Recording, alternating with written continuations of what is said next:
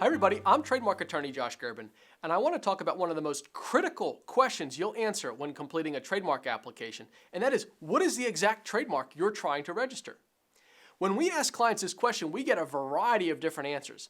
Sometimes folks just want to register their name. Sometimes it's a name combined with a logo. Sometimes they even throw a slogan in there.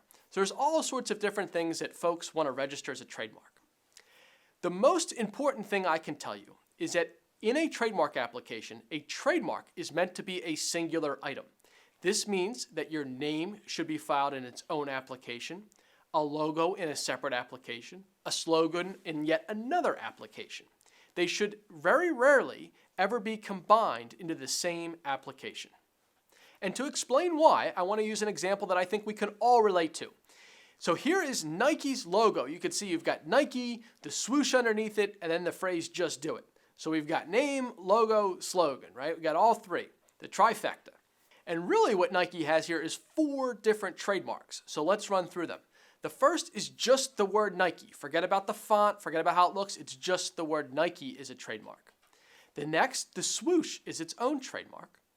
And of course, Just Do It, the slogan, the third trademark. Now the 4th trademark here that's not exactly evident would be the font that Nike's using on the word Nike. So that Nike in that particular font could be a 4th trademark. Now if Nike were to file this whole thing together, the company would have to use that exact trademark on all its packaging and tagging without any modification in order to maintain that registration. But by filing them separately and in their own application, the trademarks can be used like Legos, putting them together or taking them apart as needed. And this is why sometimes you just see Nike with the swoosh underneath it. Sometimes you just see the swoosh on its own or Just Do It on its own. You don't always see them all together. And that's because they're their own individual trademarks. So you may be saying, okay, Josh, that makes a lot of sense, but why do we still have to file them separately? Because that's going to cost a lot more money. There's going to be additional legal costs, additional government fees to make 4 separate trademark applications as opposed to 1. So here are the 3 reasons you want to make sure you're filing these items independently of one another. The first is that you get better enforceability on a trademark when it's a singular item like the word Nike.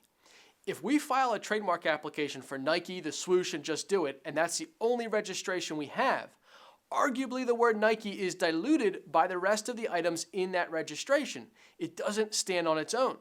So when doing an analysis versus another potentially infringing trademark, you have to consider all the artwork and the slogan when considering the potential for confusion in the marketplace or trademark infringement.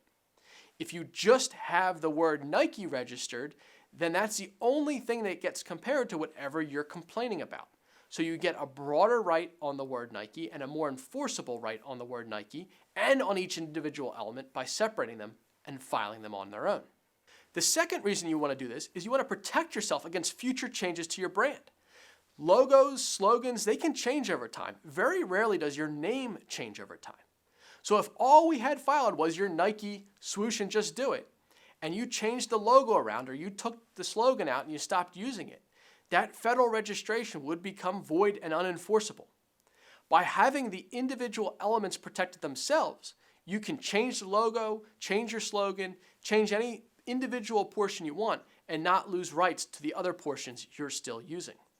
And the final reason to make sure that these elements are all filed independently of one another is that if one portion is a problem, it's not going to affect everything else.